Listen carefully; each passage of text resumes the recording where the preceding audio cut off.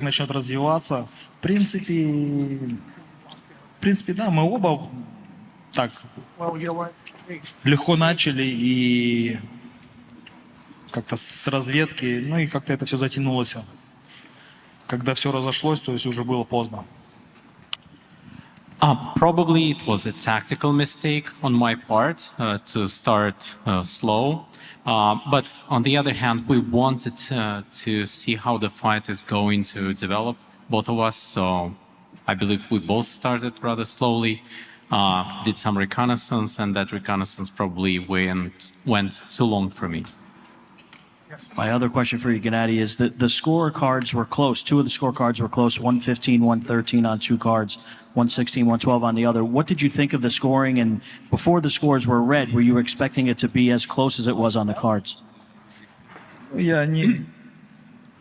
Я, наверное, не вправе все равно говорить о судействе. Да, думал я, не думал. Я не думал о судействе, я делал свою работу просто.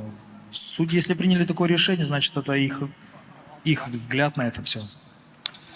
I believe that it's not up to me to talk about scoring. I just did my job, and if judges came up with those scores, that's their decision.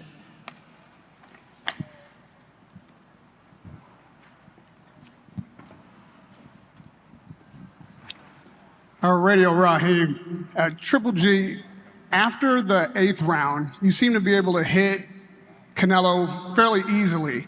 And then in the ring, you said it was strategy. Is this a strategy that you may have started too late? And can you explain to us, going into the ring, into the fight, what exactly you were planning to do? План был один, план был выиграть. И не то, что стратегии, да, все дело, просто все это поздно немножко началось. Ну и как бы чувствовал я себя, в принципе, очень хорошо. Вот эти вот все маленькие какие-то те удары, которые доносил Канело, в принципе, они не ощущались, да, то есть он не удивил меня ничем. И, в принципе, у меня не получилось там достать его где-то аж так. Ну, скажем так, бой был очень близким во всех направлениях. Судьи отдали в ту сторону. Well, the strategy was to win this fight, and probably we should not attribute my loss to the strategy because I felt great, and those minor shots that were successful, like with which Canelo was successful, did not surprise me, and maybe I was not that successful with my shots. And ultimately, the judges scored in his favor. Gennady, Dan Rayfield. My question for you, Gennady, is there are so many years of this rivalry, the bad blood on both sides, you both saying bad things about each other, wanting to knock each other out, and then within 2 seconds when the fight was over, you fall into an embrace, everything washes away, everything seems like you're friendly again. I wonder if you could just explain or impart upon us, how does that happen where you can have that kind of animosity and that kind of feeling for somebody, go through these 3 fights, and then immediately it's like everything is okay? Ну, я скажу за себя, да, за себя. Я же не говорил всегда то, что я не чувствовал ту враждебность. Я, как бы, он переходил это все на личное, переводил. То есть я же ему всегда говорил, ну, если у тебя есть личное, почему ты ждешь? Ну, то есть, когда ты проявляешь. И в этот момент, когда закончился бой, то есть, глядя друг другу в глаза, то есть, и мы, то есть у него не было претензий ко мне, у меня не было претензий к нему. То есть мы обнялись и обоюдно сказали, поздравили друг друга, обоюдно поздравили и сказали прекрасный бой, в этом плане. И все как-то само собой наладилось. Ну, то есть это, наверное, то отношение, когда ты на высоком уровне и понимаешь, насколько опасен ты вид спорта, и он так проходит. То есть, скажем так, мы оба остались довольными теми отношениями, что между нами сложились. Let me speak for myself. I've always said that I did not feel any animosity in our rivalry. He was the one who said that it was personal, and my response to that was, why would he waited so many years for this fight to happen? But after the fight, when we looked each other in the eye, we had no claims towards each other anymore, and we congratulated each other. We said, excellent fight, and we moved on, because we realized that at this level, this sport is so dangerous, and we were very content with how this fight played out and how our rivalry ended. And I have one other question for you, Gennady. Everybody knows what happened in the first fight. You were very deeply disappointed with the draw. Most everybody thought that you were the winner in that fight. Second fight, he got the close majority decision. Many people thought it was either a draw or that you were the winner of that fight. This fight was judged a unanimous decision for Canelo. I wanted to know if you feel like you were the rightful loser of this fight and he was the rightful winner of this fight.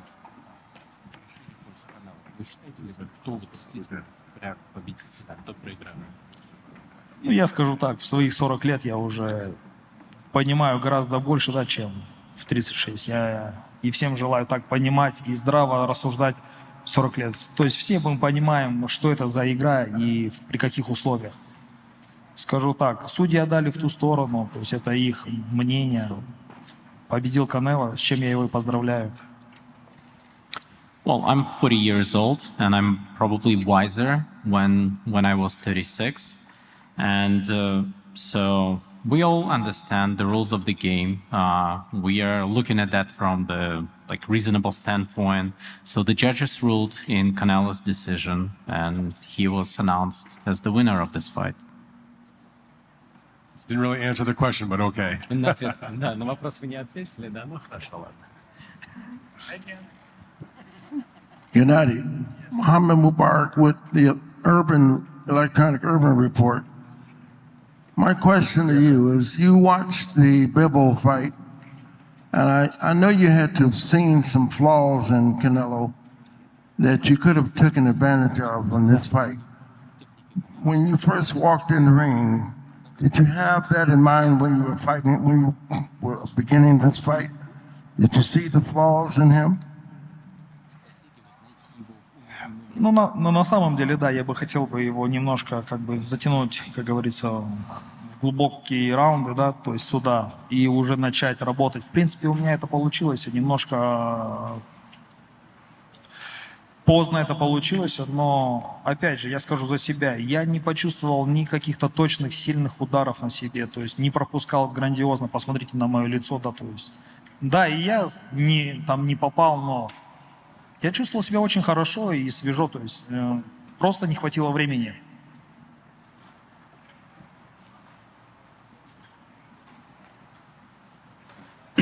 Indeed, there was a plan to bring Canelo closer, to let him open up so I could try to do my job, to basically try to do what I wanted to do.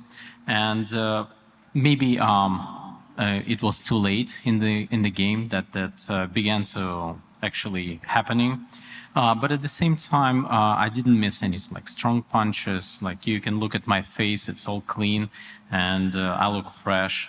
It's just probably since I started late in the fight, I did not have enough time to fulfill my game plan. Lance Pugmire, USA Today Sports. Gennady, congratulations. I mean, outstanding 3 fights. I just wanted to ask you, when you get home to the beach at age 40, do you think at all that you will be tempted to reflect upon the fact that you have your health, you just got a massive payday for fighting Canelo again, and you are a champion, and that you may call it a career at that point? Will that run through your mind at all?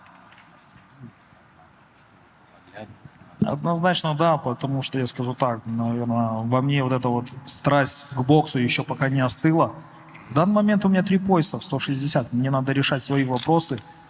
И, ну, я думаю, даже скажу, может быть, немножко громко, я неплохо себя чувствовал. И если вы видели, как бы я, в принципе, даже не пропускал, и не устал. То есть я показал, что еще есть силы, чему я очень рад. Где бы я бы ни находился, я, конечно, буду думать о том, как вернуться и с каким настроем. Indeed, I still have this fire burning within me. I have this ardor and passion for boxing. And don't forget that I have 3 belts in 160. I feel great, like I said. I did not allow any serious shots. And I'm not tired, I'm fresh. I feel the strength, I feel the power within me. And of course, if opportunity comes, I'll be looking to continue to return on the ring. Hi, Stephen Cudeno, Carol Art of Sports. Congratulations, Gennady, on a good performance. You just said you have 3 belts at 160, but you look great at 168. Do you plan on moving back down and continuing your career at 160? Но опять же, все будет зависеть от предложения в 168, но в данный момент у меня 3 пояса в 160, мне надо будет как-то решать свои проблемы. Ну, не проблемы, а вопросы в 160. Well, it will all depend on offers that I might receive. At the same time, I have 3 belts at 160, like I just said, so I have certain obligations in connections with that. Triple G, congratulations for the fight. Aside from the loss, what do you take from this magical night for you tonight? What do you take from this magical night aside from the loss?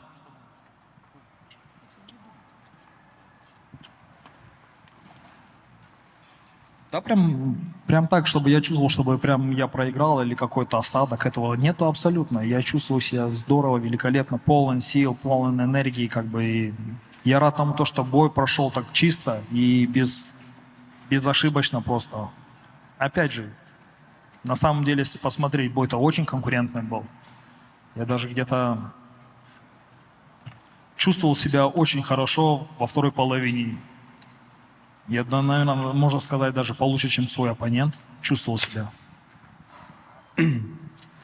So, I don't feel that I lost the fight. I don't think about the loss. It's not something that is on my mind right now because it was a great fight and it was a very clean fight, as you noticed. And we did not allow any mistakes, and the fight was very competitive. And especially in the second half, I felt that I did better than my opponent. Gennady, this is Alejandro Ramirez. This is your 3rd fight with Canelo. Fighting at 168, did you feel Canelo stronger, bigger, or anything? Or did you feel any difference from this fight from the others? Нет, наверное, ну как, я не хочу сейчас, да, то есть принижать его победу. Да, он выиграл. Что он выглядел сильнее или быстрее, нет, абсолютно этого не почувствовал. Да, скажу так, что он, наоборот, как-то не доносил свои удары, то есть его скорость или его сила, то есть во второй половине. То есть первую половину мы практически не боксировали, вторую половину началось, когда это все, какой-то контакт, то есть ничего уже не ощущалось. То есть ничем он меня не удивил. 168. Well, I don't want to belittle his victory, but at the same time, I did not feel that he was any faster or stronger. The shots that reached were not strong enough. And in the second half, he even lost in speed and power. And I think that even in the beginning we did not fight much, like both of us. You could see that like the number of shots thrown were like less than in the second half. But again, I would say no surprises for me at all. We're going to wrap up if you want to say anything to conclude. Я бы, наверное, да, с удовольствием хотел бы, знаете, поблагодарить всех за отличную работу. То есть проведена отличная работа. Сегодня был замечательный вечер, грандиозный бой, думаю, так, очень чистый, очень правильный бой для бокса вообще. Я считаю, что даже боксерская какая-то вот сейчас позиция, она возвращается на в свои лучшие времена. Так что я хотел бы поблагодарить всех людей, кто работал. То есть замечательный день сегодня, замечательный вечер. Спасибо всем за работу. I would like to use this opportunity to thank everyone for all your efforts, for your involvement. You saw a very clean fight, which was a great fight for boxing. And we can see that boxing deserves this. Boxing is being brought back on its positions when it was in the best time in history of boxing. And again, thank you all very much. Thanks, guys. Hi, Thank you, guys. hi, Gennady. Well, one of your friends in boxing, Roman Chocolatito Gonzalez, is gonna fight a trilogy too on December. What would you advise him?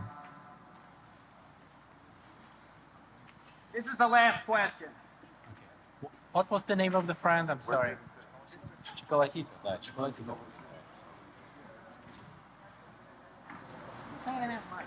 Okay, can you Repeat the question, please? Because, yeah, we thought it was over. One of your friends. Damn, they cut my man off. They cut him right on off. Canelo's going to be coming out next for the his post-fight press conference. Let's see if he's out yet. He is not out yet. Says they're going to be starting in 8 minutes. So since we are back, I am disappointed in Golovkin's performance.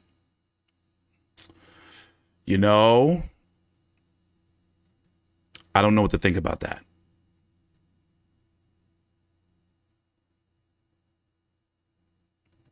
I'm not sure how I would view Golovkin against the top guys at 160 and definitely 168 pounds. For example, David Benavidez, I don't think he wants to see him. I would pick him to beat Caleb Plant. Looking at the guys at 160 pounds. Let's see. So he's supposed to be going back down to 160. Here are the champions at 160 while we're waiting for Canelo to come out.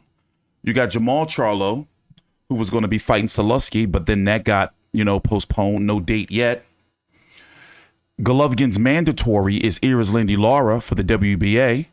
And then you have Esquiva Falco and Michael Zarafa, who may be fighting to be the IBF mandatory.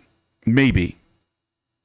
And then you have Janjabek Ali Mahalala, who's the only champion for the WBO. Demetrius Andrade has officially vacated and moved up to 168 pounds, where he was ordered to fight Zach Parker, and that's going to go on to be a purse bid to be the mandatory at 168 via WBO for Canelo. But right now, that was a piss poor performance by Golovkin. Let's go look at these scorecards. Here's the scorecards here. Can you see it? Let's go full screen. I gave Golovkin's round 1 generously, and round 9 is the only round I can say he clearly won. Now, let's look at these scorecards. Let's look at the first one, the white, Dave Moretti. He gave Golovkin round 6, 8. Didn't give Golovkin round 9. He gave him round 6, 8, 10, and 12 for a 116-112 scorecard. Now, according to Steve Weisfeld, the blue, and David Sutherland, the pink, Golovkin needed to win one more round for the fight to be a draw. So both of them agreed with me and gave round 1 to Golovkin. A round where basically Canelo was, throwing some wild shots, and Golovkin won the round, in my opinion, off the jab. By the way, we're waiting for Canelo to come out for his post-fight media Q&A. He's going to be coming out soon.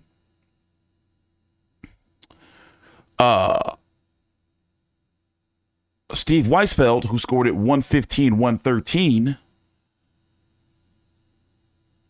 gave Golovkin round 1, 8, 10, 11, and 12. Gave him a sweep of the last 3 rounds. David Sutherland gave Golovkin the pink round 1, as I did. Round 8 and 9. I think 9 was Golovkin's best round. Then gave him rounds 11 and 12. 115, 113 is way too close for my liking. Way too close for my liking. My bad, we're waiting for Canelo to come out. Let's go listen, since we have some time, we're waiting for Canelo, to the post-fight interviews. Let's go listen. Let's see where we at. Golovkin right after the fight. After the scores were read. Golovkin right after the fight. What did you say to him? Le dije que gracias porque le dimos a la gente 3 grandes peleas. Estas 3 peleas van a quedar para la historia del boxeo. Thank you so much, my friend. Thank you, Golovkin. Thank you. Thank you for everything. We give the fans 3 good fights. And thank you for everything, okay? Y gracias a todos por apoyarme. Solamente quiero decirles que he pasado momentos muy difíciles de mi vida. Pero lo único que quiero que sepan que hay que seguir adelante. Todo en esta vida se puede. Hay que seguir adelante. Las derrotas son buenas. Nos enseñan para aprender muchas cosas, desechar muchas cosas y tener más humildad. Muchas gracias a todos. Hay que seguir adelante. ¡Que viva México! So, all I want to say is thank you so much for your support. You know, I've gone through some very difficult things in my life, and the only thing you can do is try and continue to move forward. You know, and I've gone through difficult times recently with my defeats, and I've actually shown that defeats are great because it enables you to come back and show humility. Canelo, you fought 24 memorable rounds against Gennady a few years ago. Did this feel like round 25, or did it feel like a different fight? No, he's a really good fighter. I know, he's strong. He's a great fighter, and that's why we are here, right? And I'm glad to share the ring with him. And I'm gonna keep forward to keep my legacy going strong. You said you wanted to go for the knockout early on in this fight. How quickly did you realize it was going to be tough to knock this man out? This is the first round. I know, he's tough. He's a top fighter. But I'm glad. I learned from everything. I need a surgery in my hand after this because I'm not good from my left hand, so I need surgery, but I'm good. I'm a warrior. That's why I'm here, right? How much did that left hand injury bother you during this fight? No, a lot. I can hold a glass of a glass. It's really bad, but look, I'm a warrior. You seem to be in the control of the early rounds. Gennady summoned some energy in the second half of that fight. Did that surprise you? No, not surprise me. I know him. He had a good kinetic. He's a strong fighter, and I'm not surprised. There's been some great fights, some bad words between you two. Is this beef squash? Is it settled between you and Gennady Golovkin? For me, I'm just glad to share the ring with him. And like I say, we give the fans 3 really good fights, and I'm glad to be involved in that kind of fight. Well, stand by for one moment, Canelo. We're going to bring in Gennady. Gennady, you have fought tremendously against him in previous fights, as the crowd recognized. Looked like you had some trouble getting it going early on tonight. You know, for this level, you know, like everybody knows this is high level class, you know, like the best fight for boxing, you know, everybody knows who is Canelo, you know, like everybody knows, like every bad step, it's finish fight. You know, if you lost one punch, you finish fight. You know, look his face, look my face, you know, we're so clean because, you know, like this high level, high rapport. Лучшая подготовка, лучшее показание боя. Because we trained well, and this is shows that we did a very good fight as a result of it. Yeah, very good quality, guys. What made this fight different from the first two fights? You know, this fight's so smart, like a more tactic, you know, like a chess. You know, today Canelo is better. You did seem to gain some energy in the second half of that fight. Start to let your hands go a little bit more. What changed for you? You know, like, again, strategy. We need to start like a second half. You know, I try, probably, I feel not bad, you know, like it's good fight, again, come on. There's been, I said to Canelo, some bad blood between you two over the years. In your mind, is this rivalry settled? Is the beef over with? You know, yeah, 100%, you know, like, because, you know, like all top fighter, all top player, like, you know, like a basketball. LeBron and Kobe, you know, like a Michael Jordan and Kobe, you know, like a guys, come on, like only one sun stained sky, you know. Come on, guys. You've given boxing some great fights over the years. Are you prepared to give them more? Will your career continue after this? Absolutely, I have a great plan, you know, just I have a lot of appointments. I have congrats today, Canelo, congrats all fans, you know, boxing fans. Remember, guys, I have 3 belts in 160. I come back, guys. You know, I still champion, guys. Congratulations, Gennady, on a great rivalry completed. Yes, I want to say, like, I want to shake hands to Canelo, you know, congrats, all team, you know, guys. It's a real warrior. If you not understand nothing. Canelo, let me turn back to you briefly. You have a hand injury. You said you need to take care of that. You have 4 belts at 168, but you made it clear you have a target at 175. If Dimitri Bivol beats Zurdo Ramirez in November, is that the fight you want next? Of course, everybody knows. We'll see. We'll see what happens in that fight. But I need rest. Wait a second. I need rest. I need keep my body. So I need to. Necesito recuperarme de mi mano, estar bien de mi cuerpo para regresar fuerte todavía más. So I need to come back and get strength back in my hand, recover my hand and my body, so I can come back stronger than ever. How important is it to you, though, to avenge that loss? No, it's very important for my legacy, for me, for my proud, for my country, for my family, for everything. It's very important, and I will beat him. Congratulations, Canelo. Tremendous rivalry, tremendous.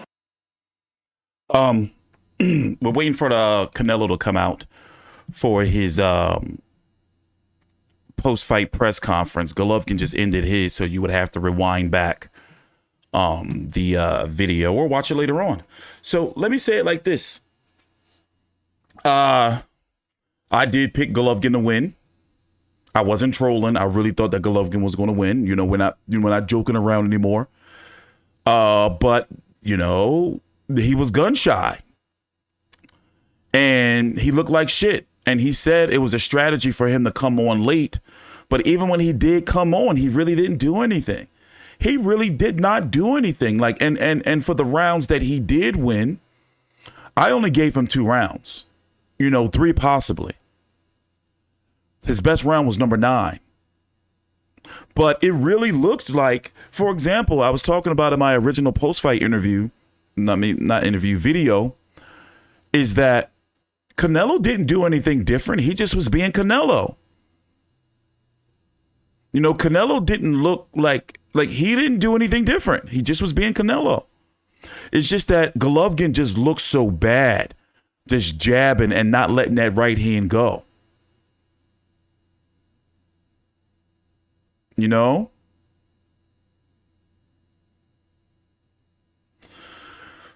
But I don't want to see a 4 fight. That shit's over. There was a little over 19,000 there in the arena for the fight. Let me get the follow me on Twitter, by the way, at T Street Controversy. I'm gonna leave the scorecards up there, but I want to pull up the what was the actual attendance. I think it was like let me pull it up to make sure. But yeah, we're waiting for Canelo to come out soon.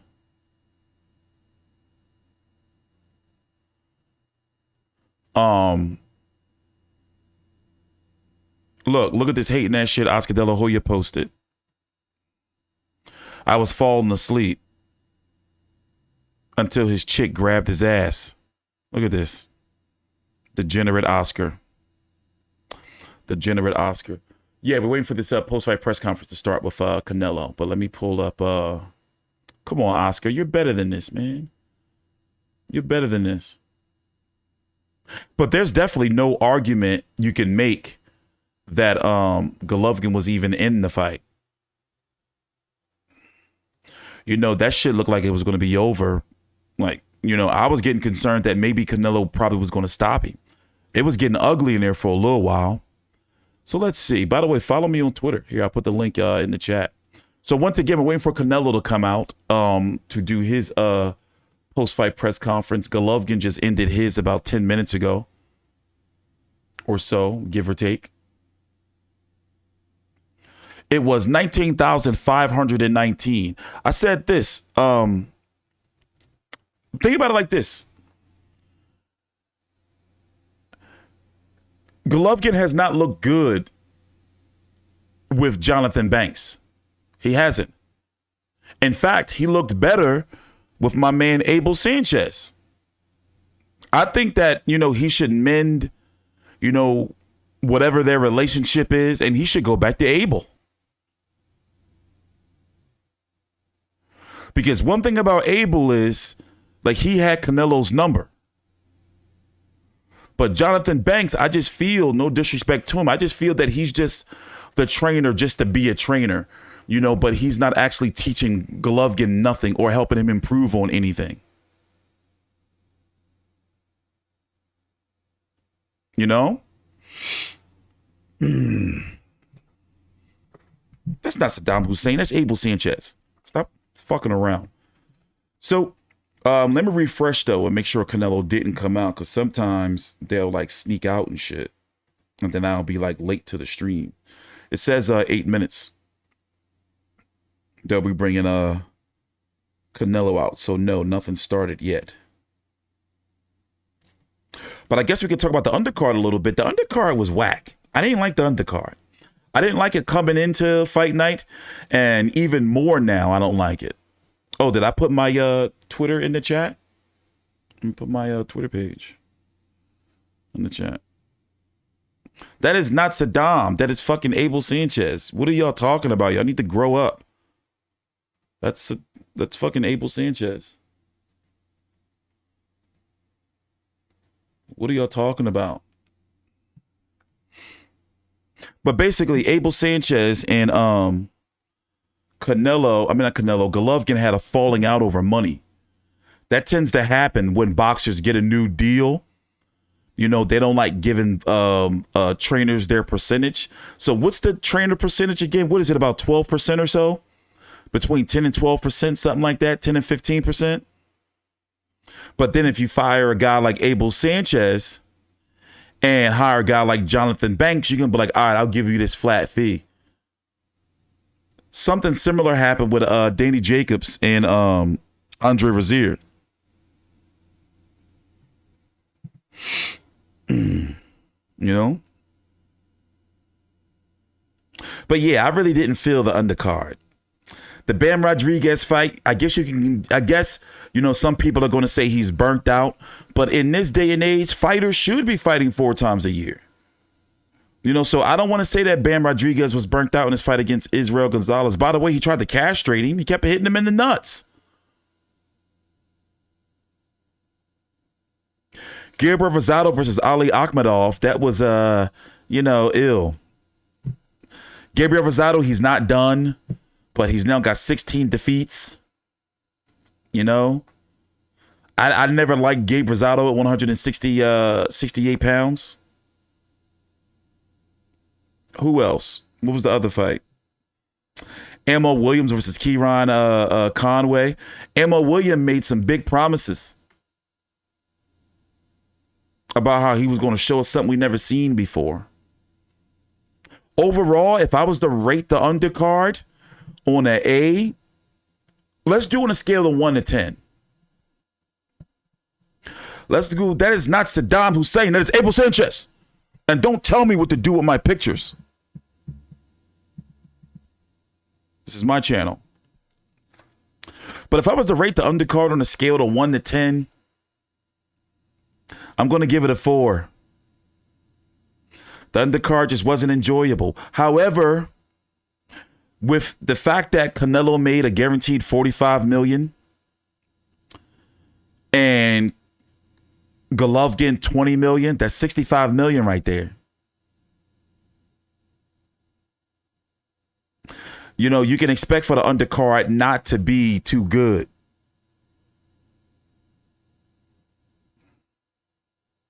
You know?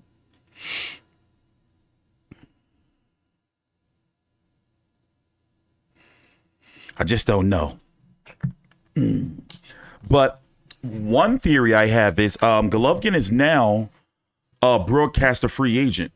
He's no longer with the Zone. Well, he's not. He no longer has a contract with the Zone.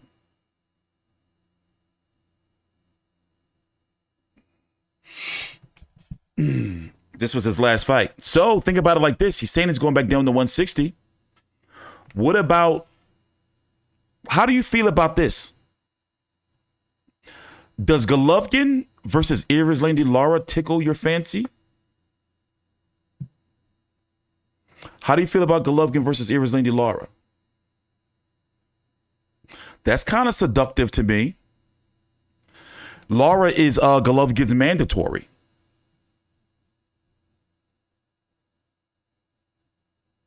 Golovkin is the WBA and IBF champion and IBO.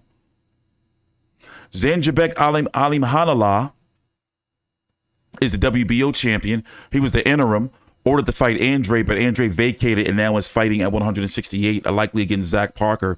That purse bid, I believe, is on September the 24th, maybe.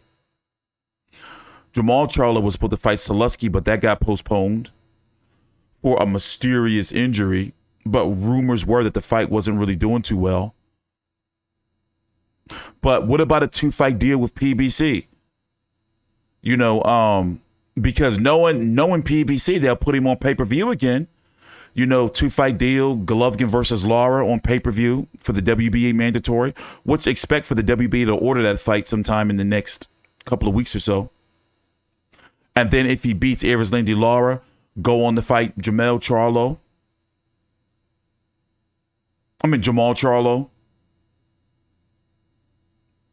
Or would you rather see him go over to Top Rank and fight Alimhanallah? And who else can Top Rank offer him? Top Rank can't really do nothing for him. PBC is going to be where it's at. Especially since he's going to stay at 160.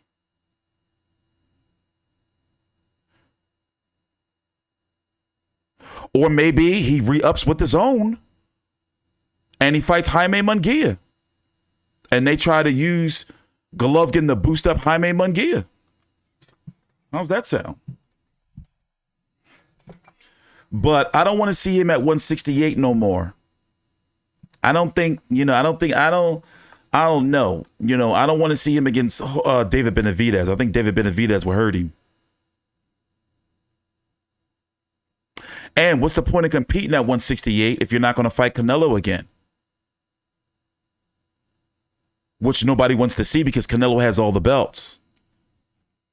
And Canelo has said multiple times that 168 is going to be his division. 175, he's just chasing greatness. He's still open to, he thinks that Zurdo is going to beat Bivol. But if Zurdo doesn't beat Bivol, then Canelo wants to fight Bivol again. But he's dealing with a hand injury on his left hand, saying he can't even lift the glass, and he has to have surgery, and he wants some time off.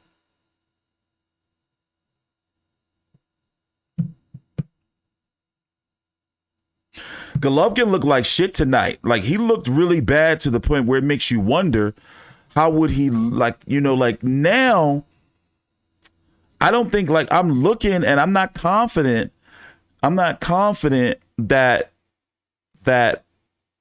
he can beat Jamal Charlo now. Now, I'm going to say him versus Lara is a 50-50 fight. Him versus Charlo is a 50-50 fight. Him versus Alimhanallah is a 50-50 fight. Like, I've lost faith in Golovkin, and I think Jaime Munguia might beat him. That's how fucked up he looked tonight. He was gun shy. And as I said earlier, Canelo didn't do anything special. Canelo just was being Canelo. Canelo looked better, in my opinion, in the second fight than he did in his third fight. Canelo just was going through the motions. And he had one goddamn hand. Zeto Ramirez is huge.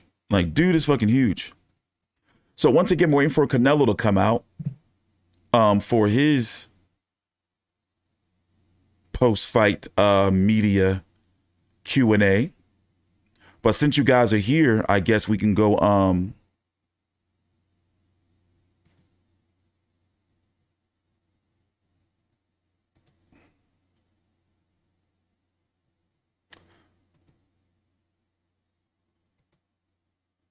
let's see what's going on here. Well, let's go listen to Golovkin then, I guess, for a little bit. You know, for those who didn't get a chance to hear from Golovkin for his post-fight media Q&A. Ошибка с моей стороны. Let's go listen to him for those who didn't get a chance to. This just ended about 10-15 minutes ago. 15 minutes or so ago. Стратегически, да, начать все потихоньку. Но опять же, хотелось бы посмотреть, как пойдет бой, как начнет развиваться. В принципе, да, мы оба так легко начали и как-то с разведки, ну и как-то это все затянулось. Когда все разошлось, то есть уже было поздно. Probably it was a tactical mistake on my part to start slow. But on the other hand, we wanted to see how the fight is going to develop, both of us. So I believe we both started rather slowly, did some reconnaissance, and that reconnaissance probably went too long for me. My other question for you, Gennady, is that the scorecards were close. Two of the scorecards were close, 115, 113 on two cards, 116, 112 on the other. What did you think of the scoring? And before the scores were read, were you expecting it to be as close as it was on the cards? Я, наверное, не вправе все равно говорить о судействе. Да, думал я, не думал. Я не думал о судействе. Я делал свою работу просто. Судьи, если приняли такое решение, значит, это их взгляд на это все.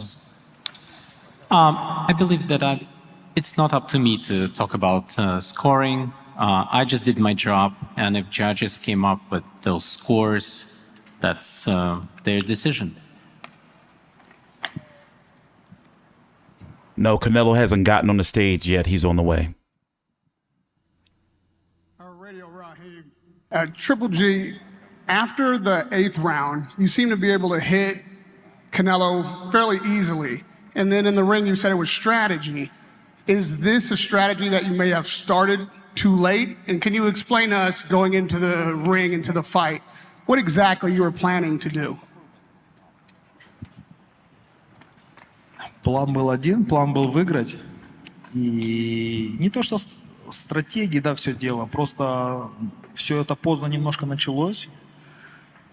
Ну и как бы чувствовал я себя, в принципе, очень хорошо. Вот эти вот все маленькие какие-то те удары, которые доносил Канело, в принципе, они не ощущались, да, то есть он не удивил меня ничем. И, в принципе, у меня не получилось там достать его где-то аж так. Ну, скажем так, бой был очень близким во всех направлениях. Судьи отдали в ту сторону. Well, the strategy was to win this fight, and probably we should not attribute my loss to the strategy because I felt great, and those minor shots that were successful, like with which Canelo was successful, did not surprise me, and maybe I was not that successful with my shots. And ultimately, the judges scored in his favor. Gennady, Dan Rayfield. My question for you, Gennady, is there are so many years of this rivalry, the bad blood on both sides, you both saying bad things about each other. wanting to knock each other out. And then within 2 seconds, when the fight was over, you fall into an embrace. Everything washes away. Everything seems like you're friendly again. I wonder if you could just explain or impart upon us, how does that happen where you can have that kind of animosity and that kind of feeling for somebody, go through these 3 fights, and then immediately it's like everything is okay? Ну, я скажу за себя, да, за себя. Я же не говорил всегда то, что я не чувствовал ту враждебность. Я, как бы, он переходил это все на личное, переводил. То есть я же ему всегда говорил, ну, если у тебя есть личное, почему ты ждешь? Ну, то есть, когда ты проявляешь. И в этот момент, когда закончился бой, то есть... Real quick, we're still waiting on Canelo to show up. This was when Golovkin did his post-fight media Q&A about maybe 20 minutes or so ago. I'm looking at a live feed from the arena, and they're still waiting for Canelo to come out. Глядя друг другу в глаза, то есть мы, то есть у него не было претензий ко мне, у меня не было претензий к нему, то есть мы обнялись и обоюдно сказали, поздравили друг друга, обоюдно поздравили и сказали прекрасный бой, в этом плане. И все как-то само собой наладилось. Ну, то есть это, наверное, то отношение, когда ты на высоком уровне и понимаешь, насколько опасен вид спорта, и он так проходит. То есть, скажем так, мы оба остались довольными теми отношениями, что между нами сложились. Let me speak for myself. I've always said that I did not feel any animosity in our rivalry. He was the one who said that it was personal, and my response to that was, why would he waited so many years for this fight to happen? But after the fight, when we looked each other in the eye, we had no claims towards each other anymore, and we congratulated each other. We said, excellent fight. And we moved on because we realized that at this level, this sport is so dangerous. And we were very content with how this fight played out and how our rivalry ended. And I have one other question for you, Gennady. Everybody knows what happened in the first fight. You were very deeply disappointed with the draw. Most everybody thought that you were the winner in that fight. Second fight, he got the close majority decision. Many people thought it was either a draw or that you were the winner of that fight. This fight was judged a unanimous decision for Canelo. I wanted to know if you feel like you were the rightful loser of this fight and he was the rightful winner of this fight.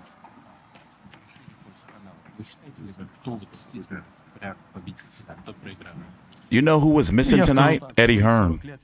What's going on with him? Понимаю гораздо больше, да, чем в 36. Я и всем желаю так понимать и здраво рассуждать в 40 лет. То есть все мы понимаем, что это за игра и при каких условиях. Скажу так, судьи отдали в ту сторону, то есть это их мнение. Победил Канело, с чем я его и поздравляю. Well, I'm 40 years old, and I'm probably wiser when I was 36.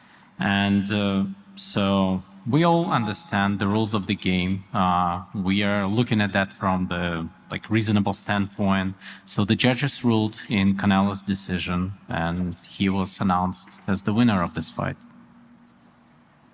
Didn't really answer the question, but okay. Да, на вопрос вы не ответили, да? Ну хорошо, ладно. Gennady, Mohammed Mubarak with the electronic urban report. My question to you is, you watched the Bivol fight, and I know you had to have seen some flaws in Canelo that you could have taken advantage of in this fight.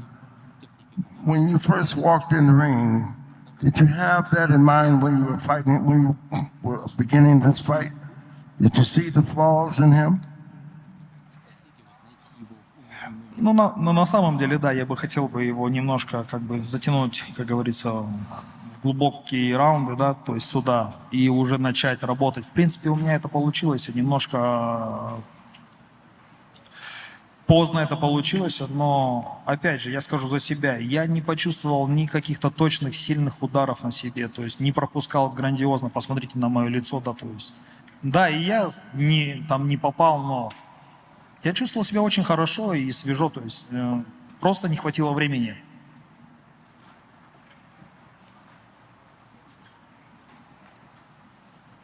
Indeed, there was a plan to bring Canelo closer to let him open up so I could try to do my job to basically try to do what I wanted to do.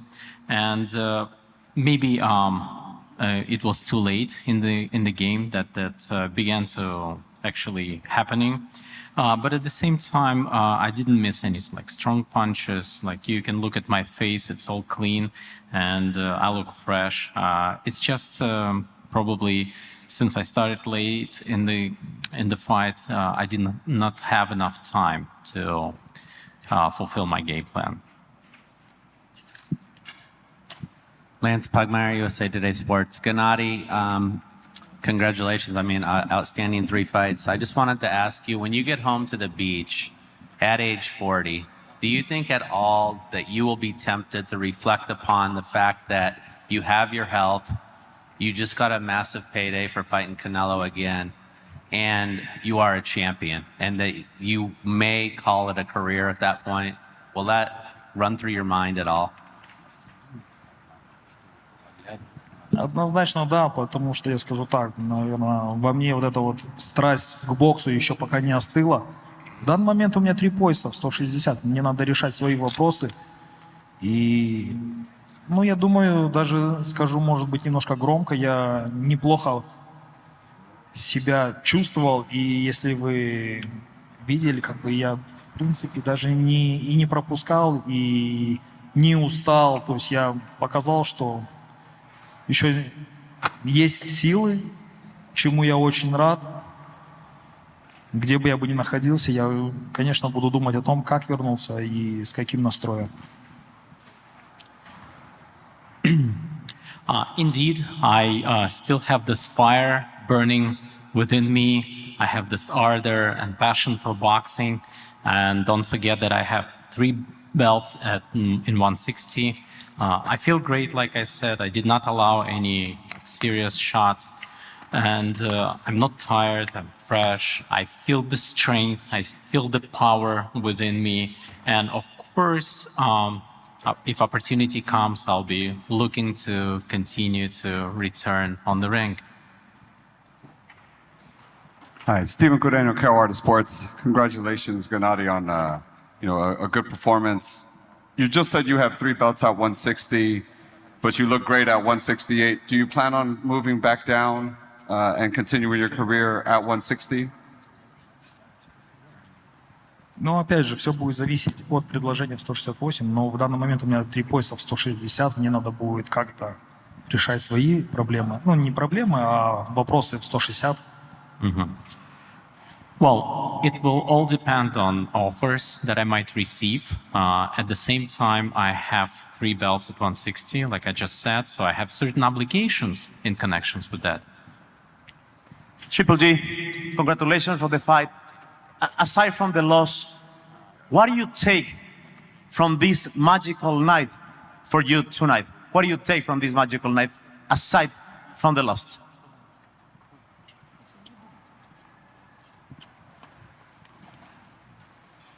Да, прям так, чтобы я чувствовал, чтобы прям я проиграл или какой-то осадок, этого нету абсолютно. Я чувствую себя здорово, великолепно, полон сил, полон энергии, как бы. И я рад тому, что бой прошел так чисто и безошибочно просто.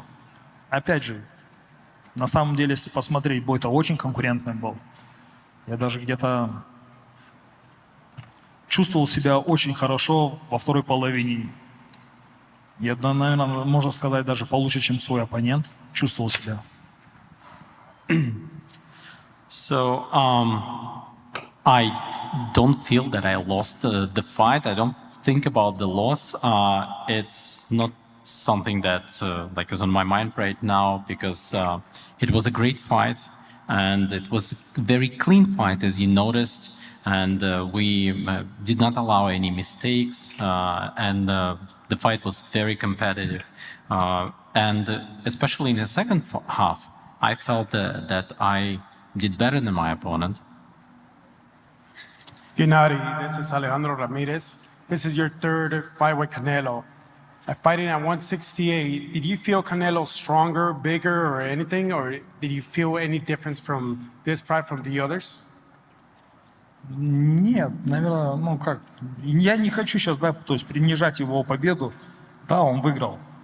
Что он выглядел сильнее или быстрее, нет, абсолютно этого не почувствовал. То есть скажу так, что он, наоборот, как-то не доносил свои удары, то есть его скорость или его сила, то есть во второй половине. То есть первую половину мы практически не боксировали, вторую половину началось, когда это все какой-то контакт, то есть ничего уже не ощущалось. То есть ничем он меня не удивил. 168. Well, I don't want to belittle his victory, but at the same time, I did not feel that he was any faster or stronger. The shots that reached were not strong enough. And in the second half, he even lost in speed and power. And I think that even in the beginning, we did not fight much. Like both of us, you could see that like the number of shots thrown were like less than in the second half.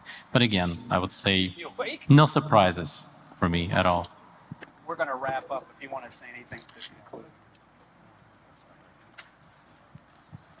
Я бы, наверное, да, с удовольствием хотел бы, знаете, поблагодарить всех за отличную работу. То есть проведена отличная работа. Сегодня был замечательный вечер, грандиозный бой, думаю, так, очень чистый, очень правильный бой для бокса вообще. Я считаю, что даже боксерская какая-то вот сейчас позиция, она возвращается на в свои лучшие времена. Так что я хотел бы поблагодарить всех людей, кто работал. То есть замечательный день сегодня, замечательный вечер. Спасибо всем за работу. I would like to use this opportunity to thank everyone for all your efforts, for your involvement. You saw a very clean fight, which was a great fight for boxing. And we can see that boxing deserves this. Boxing is being brought back on its positions when it was in the best time in history of boxing. And again, thank you all very much. Thanks, guys. Hi. Thank you, guys. Once again, I'm watching a live feed and Canelo still hasn't showed up yet.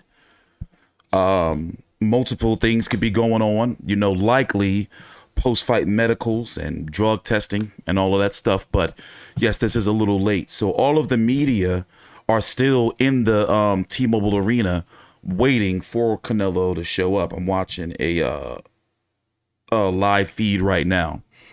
So Canelo's never this late to a post-fight press conference, but he is coming. So, did you guys see the scorecards? I'll tell you some details again. Canelo made $45 million guaranteed. We don't know what the pay-per-view buys are going to be and if he's going to get any pay-per-view points. Golovkin, $20 million. 19,500 in the arena. The undercard was really disappointing to me. I rate the undercard on a scale of 1 to 10 about a 4. And this is no disrespect to the fighters. It's just that nothing really, you know, like stuck out to me. Golovkin looked like shit. Canelo didn't look any better than he did the second fight. Canelo just was being Canelo. It wasn't nothing special. And Canelo said he had an injury to his left hand, and he's having surgery. Canelo believes that Zurdo Ramirez is going to beat Dimitri Bivol. When is that again? Is that November the 12th? But if Zurdo doesn't beat Bivol, then Canelo wants to fight him again, likely in May 2023. He says he also needs a break.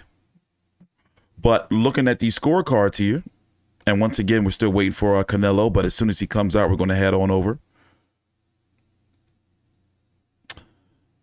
But looking at the scorecards here, check these joints out.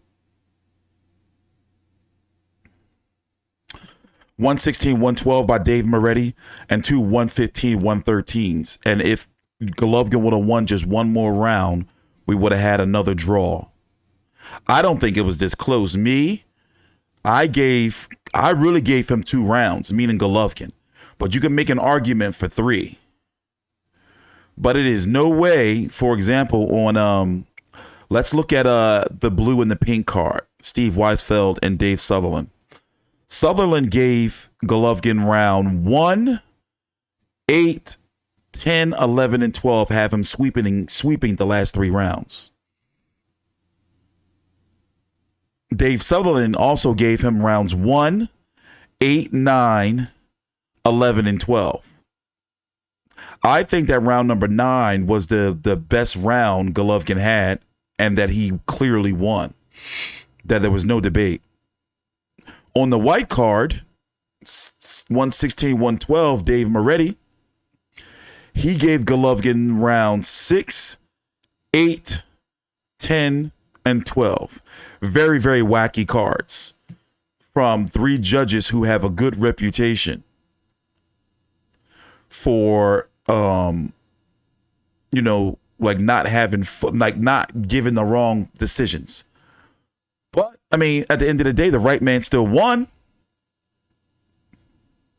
Golovkin says that his game plan, he started too late on some Teofimo Lopez, Lomachenko shit, but no, it's not even really the same as that because Loma really stepped on the gas. It's just that he did it too late. Golovkin didn't do nothing.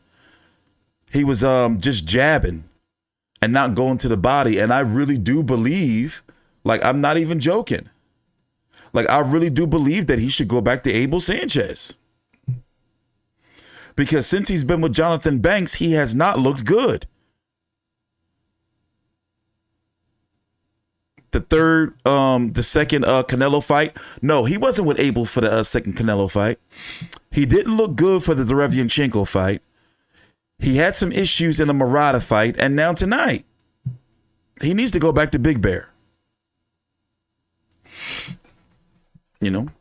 So I don't know what's going on, but we're still waiting for Canelo. Also, we haven't seen Eddie Hearn. What's going on with him?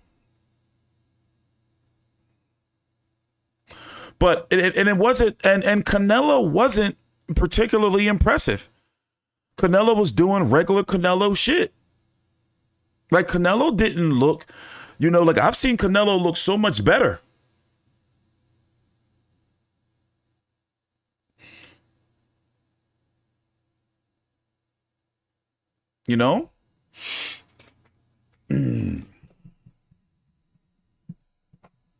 That's all I'm saying.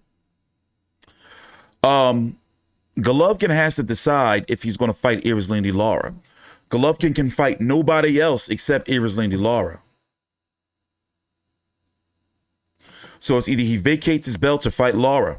And right now, that was Canelo Golovkin 3 was Golovkin's last fight on the zone contract. So he's now a broadcast free agent. So why not go over to PBC and maybe fight Erislandy Lara on Fox or on Showtime?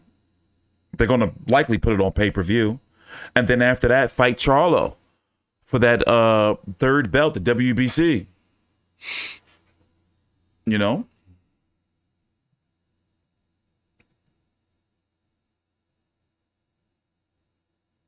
I also think the length in between the rematch, the third fight, the second and third fight, did take a toll on Golovkin. But let's just be honest, Golovkin looked cooked. He looked cooked. He looked cooked. And I don't know if it's the 8 pounds of weight that his power didn't carry up, but he was not like his punches. He wasn't sitting on them like he would normally do. By the way, the media in the MGM Grand, not the MGM Grand, in the T-Mobile Arena, they're pissed because they've been waiting for Canelo for so long. I wonder what's up, though. This is really concerning. Canelo's never this late to a post-fight media event.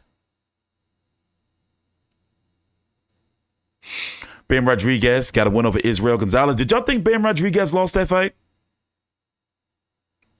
Some people think that Bam lost against Israel Gonzalez.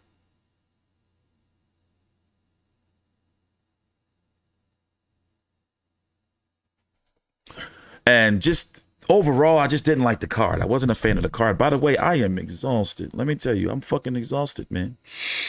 I am exhausted. Like, for real. Been up since 4:30 this morning. And look, it's fucking 3 o'clock in the morning. I've been up there in 24 hours. Jeez. And it's not like it was a super exciting card because the main event, you know, like after a while, it just started getting pitiful. Like we were looking at an old ass dog getting put down. You know, I didn't expect for Golovkin, you know, like to look that bad. Like, damn. You know, and it was like he did not want to engage. Like he was afraid, you know, Canelo can counter his ass off. It was like he was afraid of what might come back on him. And even when he did have his spurts of, you know, actually throwing punches, meaning Golovkin, Canelo would always respond. And then Canelo started beating up his arms too. I just lost a lot of faith in Golovkin, man. And I get it. You know, he's fucking 40. You know, but me, I don't consider 40 to be old. Like, I consider 40 to be like, it's the twilight. But I'm not ready to call you, like, old. Like a fucking old-ass man at 40.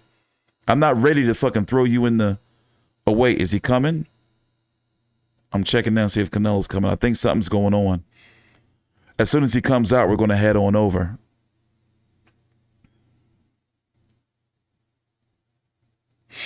But options for Canelo? Well, Bivol, David Benavidez, even for him, Jamal Charlo. But remember, he's got 4 belts. So, you know, mandatories are going to be, you know, on the way.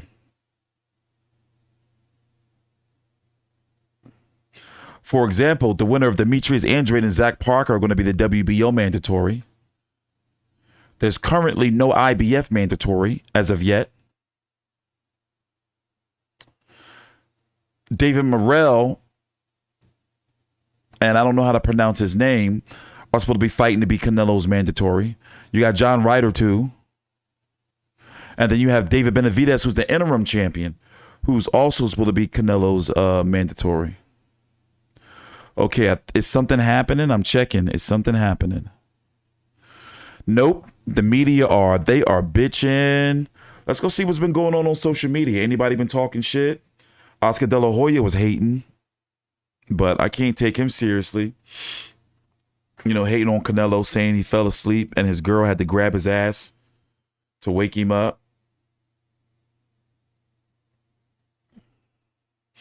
Lou DiBella, that fight was awful. One on all of us who knew it would be and paid anyway. Years too late. What would you rate that fight from a scale of 1 to 10? The main event. I'm going to give that shit like I'm going to give it a 6. I want to give it a 5.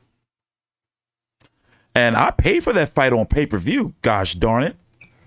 I paid $85. I didn't buy it through the zone. I paid $85 for that fight. That card. You know?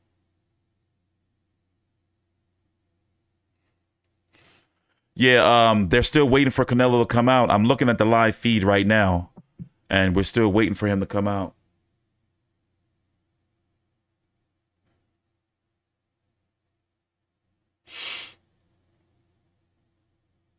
Let me see. I'm just scrolling social media to see if anybody talking any shit. I don't see nobody talking any shit.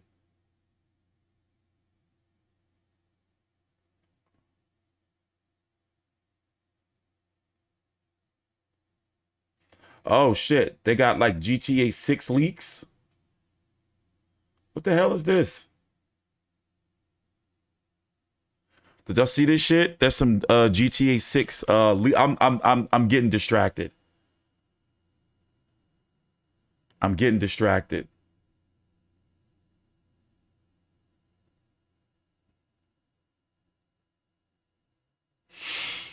Oh, now I'm getting tired. Come on, Canelo. Get your ass out there. 5.7 of 10. How many of you low-down degenerates streamed the fight? Did anyone have any fight parties? What was the buzz like?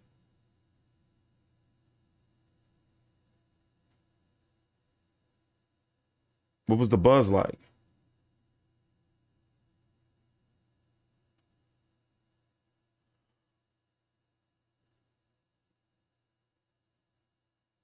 Yeah, nothing going on.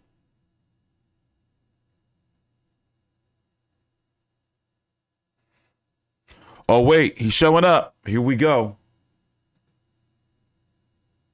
I think the homie's on the way now. I think Canelo's finally on the way with the entourage. Finally. Yeah, I'm looking at some GTA. That's what I'm going to watch when I get off. When I finish this stream, I'm going to look at the GTA 6 leaks. They're all over Twitter. They're all over Twitter. Yeah, don't be surprised if Spence versus Crawford is announced tomorrow. Oh, we're here. We're here. All right, guys. Let's head over and listen to Canelo.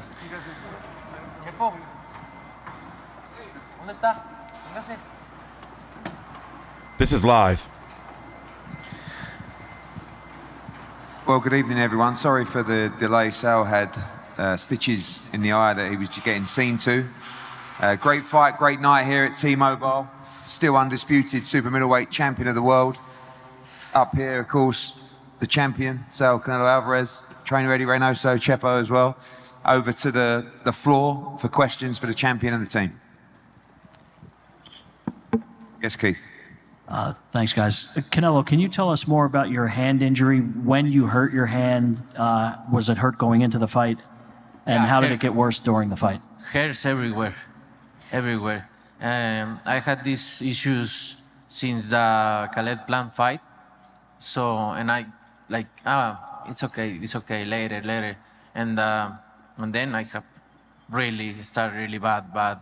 And I need surgery. How badly did it hurt you during the fight? Really bad. It's broken, right? You think it's broken? No, it's not broken. It's like a meniscus. Meniscus. It's a wrist injury. Yeah. Wrist. But it's not broken. It's my wrist. You need like a clean meniscus. It's like something like that. Derek, can you explain, please? Yeah. Come on.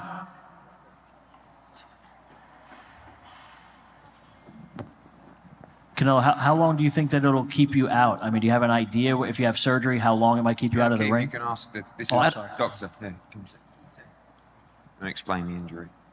So, Sil has a TFCC tear, which is a piece of cartilage within the wrist, which affects the body's ability to mobilize that joint without feeling impingement and sharp pain. If the surgery, how long you out? If he has a surgery, depending on what the surgeon decides, probably 6 to 8 to 12 weeks, depending on that rehabilitation, if it's successful. Thank you. But I'm gonna take my time. My body needs, and last year I fought 4 times in 11 months, so that's why. But I need to take my time a little bit, maybe in May, September, I don't know. But I need to take my time. Sounds like he's going to take off May. What did you think of the scoring of the fight? Most people seem to think you won by much wider margins than that. I don't hear the score, really. I just hear an still champion, and that's it. Look, I respect the judges, and they see that, it's fine. I'm okay. A win is a win. Yeah. Yep. Oh, sorry. Hey, Canelo, Ben Babe with ESPN. overall, the first 8 rounds looked a lot different than the first two fights. Why do you think that was the case, and what do you think changed from the 9th round onward? ¿Qué piensas que cambió después de los 8 rounds que fueron... Esos 8 rounds de esta pelea fueron muy diferentes a las primeras 2? Después del 8º round, obviamente, llegó un poquito la fatiga, ¿no? Porque no pudimos hacer explosiones, hacer mucho costal en el gimnasio y llegó un poquito la fatiga, pero la verdad es que estoy contento, a pesar de todos los problemas que tuve en mi campamento, estoy contento con lo que hicimos hoy. I think towards the end of the fight today, I obviously started to get a bit fatigued, and that's because we've not been able to work explosively in the gym. But despite all the problems that we've had, I was really happy with my performance tonight. Right here, Canelo. Dan Rayfield here. Congratulations on the victory. My question for you is, you've now had 3 fights with Gennady. The first 2, whatever people think of the results of each fight, they were considered highly controversial, whether they thought you won or a draw or that he won. Tonight was the first time where there seems to be clear agreement that whatever the scores were, close or not, you were the clear winner. Can you describe your satisfaction of finishing the trilogy and doing so by having a result in a fight that nobody is going to dispute, that you were the better man tonight, that you were the rightful winner of the fight? La verdad es que es una satisfacción muy grande, a pesar de, como lo acabo de decir, de todos los problemas que tuve, es una satisfacción muy grande porque pude demostrar, obviamente no llegó un knockout como quería, porque es un gran peleador, pero para eso son los 12 asaltos, para demostrar quién es mejor. Pude demostrar que soy mejor peleador y me siento muy contento. So it's hugely satisfying to win, as you've said, despite all my problems that I had. I demonstrated in the ring today. Obviously, I wanted to get that KO, but it didn't come because he's a great fighter. But I was able to show, that's why there are 12 rounds in a fight, so you can show and display who's the best. So I'm really happy with what I've done tonight. Y con mi mano así como la traigo, le ganaba el jab a uno de los mejores jab en la historia del boxeo, que es el de Golovkin.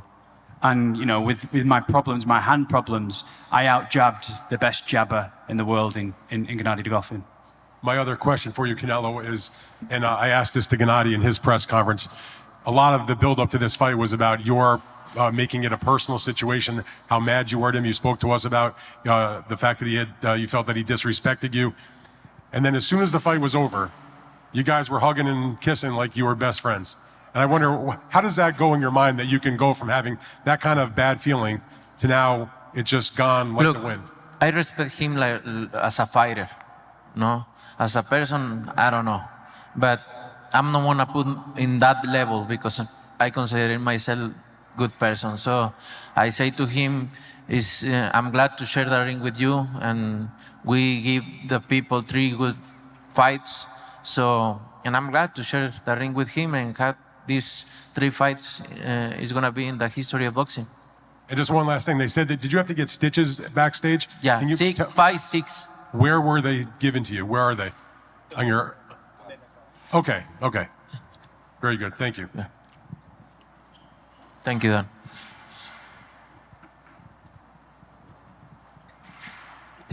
En español. Radio Raheem. Canelo, obviously starting in the 8th round, Triple G was able to come on and it caused you quite a bit of difficulty. What was the difference for you between the first 8 and the last 4? Like I say, I get a little tired because I don't be able to train like we always train. But look, I'm happy with my performance today. And lastly, do you think between the Bivol fight and now this Triple G fight that your opponents might be seeing ways to beat you and see a strategy going forward where maybe they try to get you tired and come on in the end? Yeah, look, everybody. Take a time out, like the video. Outside of the ring, they can beat me, but very few person can beat me, so it's very difficult to beat me. Thank you. Yeah, drop a like, please. That'll help us out a lot. Canelo, antes que nada, felicidades por la demostración de esta noche. Y la primera sería, hoy se termina una trilogía con lo que es tu némesis. Siempre Canelo será recordado con Triple G y viceversa. Es tu némesis. La sensación de dejar en claro quién domina esta trilogía, pero más allá, la sensación de saber que ya no lo vas a enfrentar. Se acabó el odio. En el terreno deportivo, ¿lo vas a extrañar? La verdad es que muy contento y agradecido de poder compartir el ring con un peleador como Golovkin, uno de los mejores en la historia del boxeo. Y pues a lo mejor sale por ahí otro peleador, ¿no? Y obviamente siempre vamos a recordar estas 3 peleas que tuvimos y siempre lo voy a respetar como peleador. ¿Por qué? Porque es un gran peleador. So the question was, first and foremost, congratulations on your victory against, what we could say has been your nemesis over these years. But today you went on to beat your opponent, Gennady Golovkin, in clear style. But are you going to miss that kind of hatred that you had with him going forward? And Sal's answer was, to be honest, I'm really happy that I managed to beat one of the best fighters in the world in Gennady Golovkin, and perhaps in the future another fighter will come along I'll have a similar relationship with. We had 3 great fights and I respect him as a fighter. Saúl, finalmente fue muy notorio que en esta pelea sacrificaste inclusive familia, porque hay un momento en el pesaje que le das un abrazo muy largo a tus hijos. Es correcto lo que apreciamos desde fuera, que fue un sacrificio dejar tanto tiempo a la familia. ¿Y qué significó ese momento? ¿Qué te nutrió o con qué te nutriste de ese abrazo? Mira, a veces pasan muchas cosas, muchas situaciones en lo personal también que son difíciles, pero al final de cuentas una mente fuerte y al final siempre saber lo que quieres y seguir adelante, pues te saca adelante, ¿no? A veces la gente no ve eso y está bien, no pasa nada, no tiene por qué. Al final de cuentas es uno el que tiene que hacerlo, pero son muchas situaciones, muchas cosas que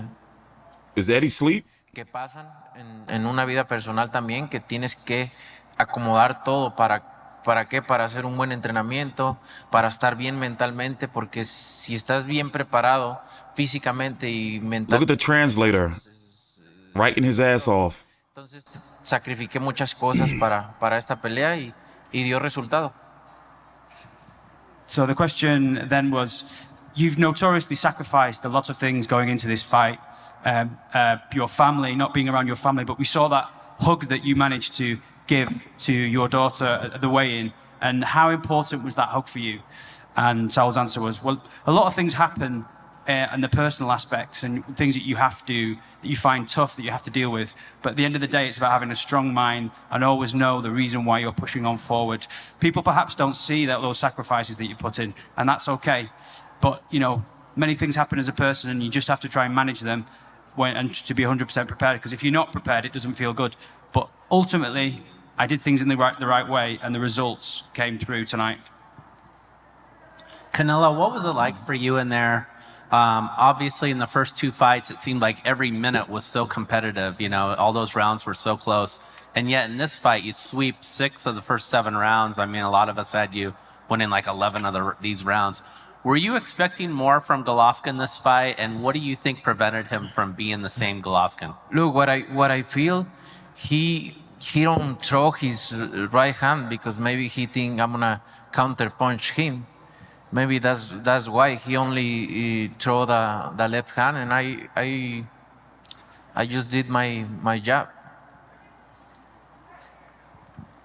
And it was very difficult to hit him too, because he's like protect everything, It's very difficult. Saúl, ¿cómo estás? Felipe Valenzuela, Univisión Los Ángeles. Primero que nada, felicitarte. Parece que ya los mexicanos vuelven a las celebraciones de mayo, septiembre. ¿Qué mensaje le mandas a los mexicanos, sobre todo en estas fechas que son tan especiales? ¿Te diste cuenta que todo el mundo te apoyó?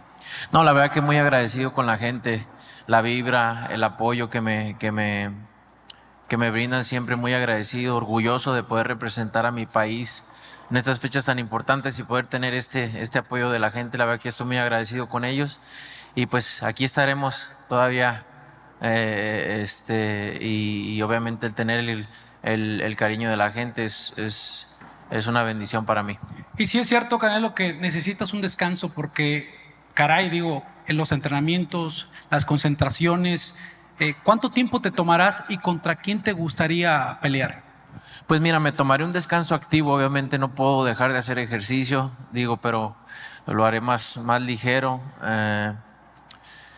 Pues no sé, el tiempo que me tenga que tomar para poder estar bien de mi mano, estar bien de mi cuerpo y ya veremos qué es lo que viene para nosotros. Ahorita lo importante es estar bien de mi cuerpo, recuperarme de mi cirugía si Dios quiere y estar bien.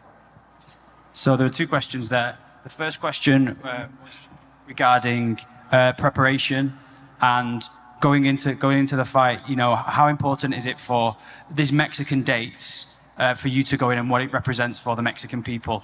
And Sal's answer was, it's always really important to represent my country on these dates. And I get, you know, I'm got great gratitude for being able to fight on these dates, and you know, I always feel their support with me.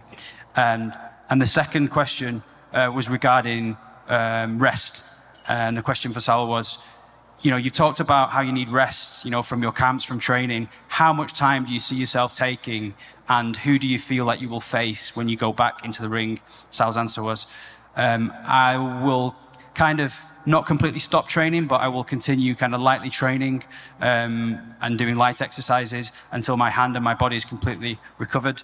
And we'll take it from there and see how long it takes for my body to recover. Hola Saúl, buenas noches. Acá Enrique Veas, felicidades por la pelea. A mí me gustaría detenerme un poquito en lo que acabas de decir hace ratito, que decías, a lo mejor no tienen por qué saberlo, ¿no? Así es esto. Porque además, cuando recién terminó el combate, tu primera declaración también fue ese tema del mensaje introspectivo, del mensaje de que vienes de algo que te pasó, que algo te estás viviendo, que algo padeces. Eres una de las principales figuras, sin duda alguna, de México, y eres de las principales figuras del boxeo en estos momentos del mundo. ¿Qué te está pasando, Saúl? ¿Sigue siendo esta parte de la purga, de a lo mejor de la derrota de Bivol, algo que dices, porque tienes que rezar con la humildad, dices, hay que hacerlo con humildad? Perdiste el piso al tener todos estos reflectores, algo está pasando? ¿Cuál es ese sentimiento, si nos lo puedes compartir? Gracias. Mira, yo me siento que nunca he perdido el piso, he sido la misma persona. Obviamente cambia tu estilo de vida y todo lo que tú quieras, siempre he sido la misma persona, pero tampoco... Quizás eso es lo que yo pienso, quizás a lo mejor lo perdí en algún momento y no me di cuenta, ¿no? Entonces, pero más que nada tienes que ver los errores o qué es lo que no tienes que hacer. Te ayuda mucho, como lo he dicho, una derrota te ayuda a aprender, te ayuda, o sea, es buena, de repente es buena, ¿no? Tienes que saber qué no hacer, qué desechar, qué hacer para mejorar. Y creo que lo más, no me gusta entrar en detalles, porque eso es mío, ¿no? Pero si no, con gusto te lo compartiría. Pero creo que lo más importante aquí, o más bien lo que sería malo, es que te valga madre perder. Perdiste. Como hombre hay que aceptarlo. Tienes que ver qué es lo que tienes que cambiar, para qué, para mejorar y regresar fuerte. Así es la vida. So the question was about, first and foremost, congratulations on your victory. After the fight, straight after the fight, you were talking kind of in a retrospective way, talking about kind of having gone through difficult times. And as a Mexican fighter, you know, you're right up there. You're one of the most important. You talked about humility and you talked about different things. Was it that you'd gone down the wrong path, or could you go a bit more into detail on that? And Sal's answer was, no, I didn't feel like I lost track of where I was going. You know, maybe it happened and you didn't realize it, because sometimes you're not able to see your errors. But, you know, defeats are a good thing sometimes, because you know how to come back and you know not what to do in terms of having to get better. So, you know, I think it was very important for me. And then, you know, as a man, I had to accept it and to see the changes that you have to make. And that's life. Saúl, Aquí David Valadez de la cadena Univisión. Primero que nada, felicidades, tremenda pelea. Creo que esto fue un gran espectáculo, los dos cerraron espectaculares, pero creo que también convocaste a lo mejor del espectáculo en tu pelea, la entrada con el potrillo, tu amigo Alejandro Fernández, Carolina Ross, Edwin Cass, todo el mundo estuvo aquí apoyándote en tu pelea. Felicidades. Gracias. La verdad es que estoy muy contento, muy orgulloso de que me hayan podido acompañar, Alejandro, de que estuvo aquí y tenía su concierto hoy mismo y estuvo aquí. La verdad que estoy muy agradecido, contento y me siento orgulloso de que los mexicanos nos estemos apoderando ahora sí que de todas Las Vegas o de cualquier lugar. Literal. Literalmente lo estoy diciendo, no lo estoy diciendo nomás al aire. De Las Vegas o de cualquier parte que nos paremos, estoy muy orgulloso de ellos, de Edwin Carr, de Grupo Firme, de Alejandro, de todos los mexicanos, de Karim León, que es mi amigo también aquí estuvo, apoderarse de otro país y hacer esto grande. La verdad que estoy muy orgulloso de llamarlos amigos y muy orgulloso de ser mexicano. ¿A quién le dedicaste este triunfo? No, obviamente a mi equipo que siempre estuvo conmigo, obviamente a mi familia, a la gente que siempre estuvo alrededor de mí, apoyándome en momentos difíciles, siempre estuvo ahí. Eso, el triunfo va para ellos y para toda la gente que siempre está apoyándome. Felicidades, bro. So there were two questions there. Congratulations, first and foremost, on 12 fantastic rounds. But also, it must have been fantastic to have, your ring entrance today with all the musicians, Alejandro Fernandez and various other people that there. It must have been great proud as a Mexican. Saul's answer was, yeah, it was fantastic to have Alejandro here and other people who led me into the ring. It makes me proud. It's proud also to see how Mexicans are flourishing around the world, not only in Las Vegas, but wherever they go. Alejandro and Cari Leon are all friends of mine, and it's great to see how well they're doing. And then the second question was, who would you dedicate this victory to? And Saul's answer would be my team, my family who support me constantly. This victory is for them. Okay, two more, guys.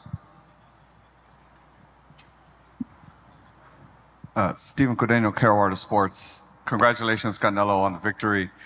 A lot of your career has been tied to Triple G from years back, and now it's over. You've obviously accomplished a lot in your career. Where does the completion of this trilogy rank for you in the history of Canelo personally? No, es muy importante. Yo creo que para el boxeo es una de las trilogías más importantes. Bueno, para el boxeo, para la gente, para mi país, este triunfo es muy importante para mí en lo personal, para mi equipo. Creo que es uno de los mejores triunfos que hemos tenido y contento de estar haciendo historia. So the question was, so we heard the question in English, sorry. So it's very important, the answer from Sal was, yeah, it's really important. It's, three of the best fights that you've seen. It's really important for me, for my country, for my people, also for myself personally. It's one of the best victories of my career, and I'm delighted to continue making history. Canelo, saludos, campeón, on winning this trilogy with Triple G. I'm sorry to ask you this after you go a hard 12 rounds about what's next, but we know you have talked about the Bivol rematch next, but you've also said you hope Ramirez wins that fight. And if Ramirez wins that fight, you don't want to fight him because you're both Mexican. So at 68, the best fight looks like you and Benavidez. He's born in America. He's half Ecuadorian. So does he count as Mexican, or that fight can happen if in the future? I don't know. Anything can happen, But that won't be a reason why I can hold it up that he's Mexican. That like when I guys, always I say this. You share that video and put whatever you want. When I say I don't want to fight Mexican, it's because I represent Mexico. And that's why. But I don't care. I fight anybody. And I fight my entire life, anybody. What do you think? I don't want to fight with Juan Mexico or Benavidez. But look, I hear his dad talking a lot of shit. But look, he's accomplished nothing. One single champion, Anthony Dirrell. Please, don't disrespect myself. Please, guys.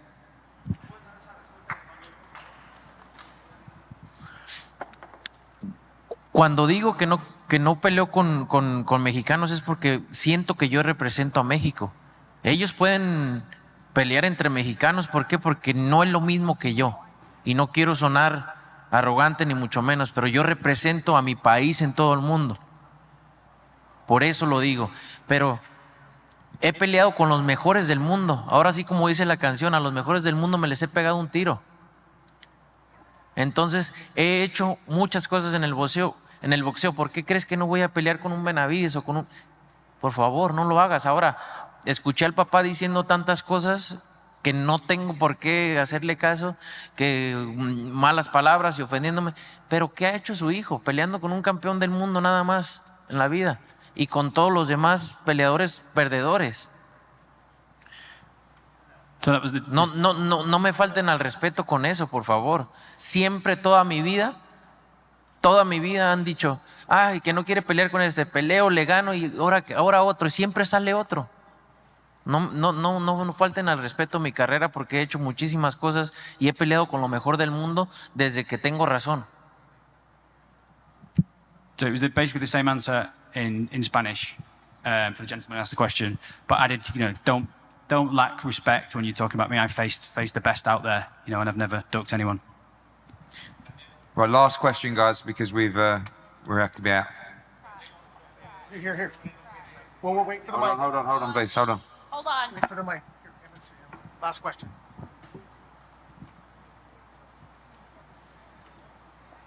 Canelo, sobre lo que decías de que te vas a dar tiempo para recuperar tu cuerpo, se entiende que para ir por un reto como el de la revancha con Bivol se necesita estar al 100 y pudiera ser, no sé, a lo mejor más allá de mayo.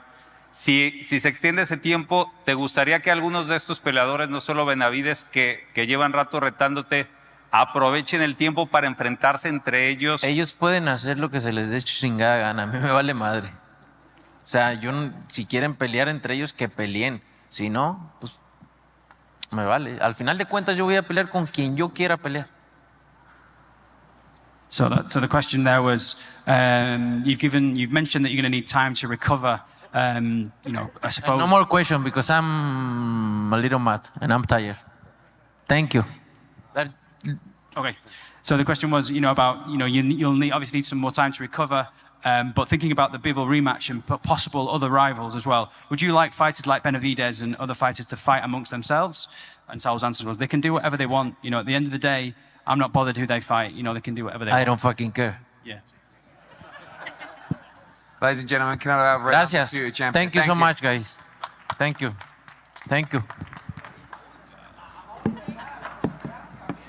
Sí, le dije, estaban diciendo que quería comprar las Chivas, imagínate, y apenas te conocí hoy.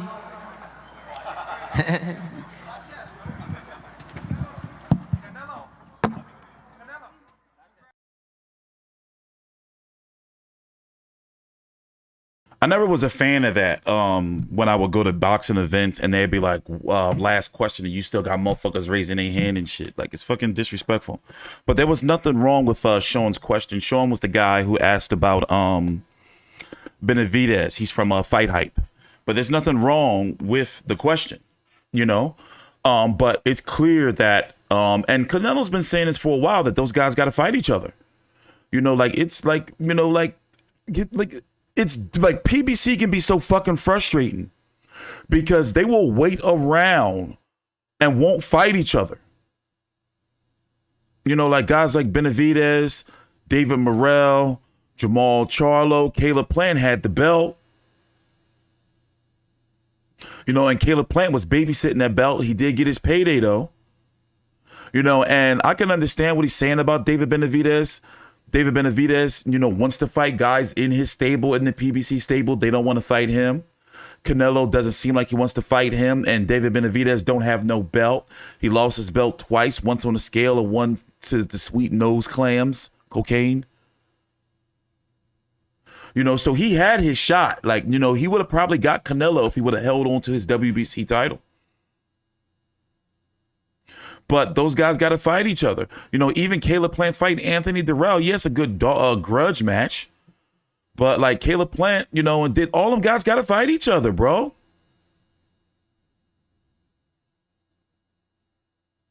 You know, and as far as, you know, Canelo calls the shots. And like I said, he's been saying it for like 2 years now. You know, like those guys got to fight each other. Why won't they fight each other? But yes, he is, you know, he has mentioned Bivol multiple times. He doesn't feel that Bivol is going to beat Zurdo. But if Bivol beats Zurdo, then he plans on fighting Bivol when he comes back. But he says he wants to rest and get surgery on his hand. There's a torn ligament. And there's a possibility we may not see Canelo until next September. He may take the year off because he's saying he's tired, which is understandable. But as far as tonight's fight, one final time, it'd be great if you can like the video, but one final time. And I want to see, like, how did you rate the main event from a scale to 1 to 10? I'm giving it like a 5. Like, it wasn't an exciting main event. Canelo didn't show us anything new. Canelo actually didn't look really good. And Golovkin even looked worse. You know, like Canelo did Canelo things, but it wasn't like, he didn't seem like dynamic, you know? It wasn't an exciting fight. You know, no replay value. And Canelo, I'm more disappointed in Golovkin. You know, because he just didn't show up. And this is a guy who made $45 million in Canelo, and Golovkin made $20 million. And it was on pay-per-view, if you don't have the zone, for $85. $85, bros.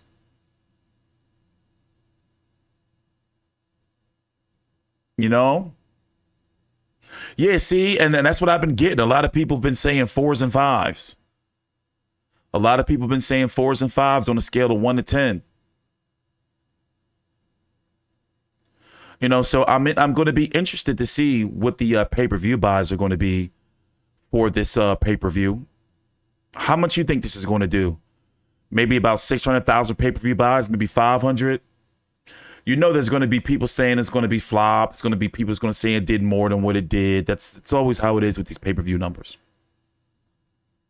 By the way, my podcast, the Fight View 360 Boxing Podcast, is available on all of your listening platforms. Also, you can catch my videos on the WBC channel, powered by the Vive Network. I am exhausted. It is 3:30 in the morning. I've been up for 23 hours straight. Canelo was late to the post-fight press conference because he was getting stitches and drug testing and all that stuff. So it's been a very, very long night. So we will be here this week because we got a big heavyweight fight coming up between Joe Joyce and Joseph Parker, which is likely, it hasn't been announced yet, but I'm pretty sure it's probably going to be on ESPN Plus here in the States. We're going to be streaming during that main event. Amanda Serrano's also on the undercard. And on Friday night, you have Shakur Stevenson. Shakur Stevenson taking on Robson Conceicao. So I'm going to be covering both of those cards. So that's Friday for Stevenson Conceicao and Saturday for Joe Joyce and Joseph Parker. But I'm motherfucking exhausted. So I'm painting my kitchen and shit. So you guys are not going to see me. I'm going to edit this video up, you know, the individual post fight press conferences. But you guys not going to see me until motherfucking Tuesday probably. You know, so I'm getting the fuck up out of here. It was nice hanging out with you guys. It'd be great if you could drop a like before you go. Follow me on Twitter. Here, I put the link to my Twitter. In the chat. This is my Twitter page right here. He really need to, like, he really should go back to Abel Sanchez. Like, for real. Abel Sanchez would really help him out. Here's my Twitter page, T Street Controversy. As I am on Instagram as well. Here you go. Give me a follow. And it was nice hanging out with you guys, man. But I got to get away from this computer. I've been sitting here since 6 o'clock, bros.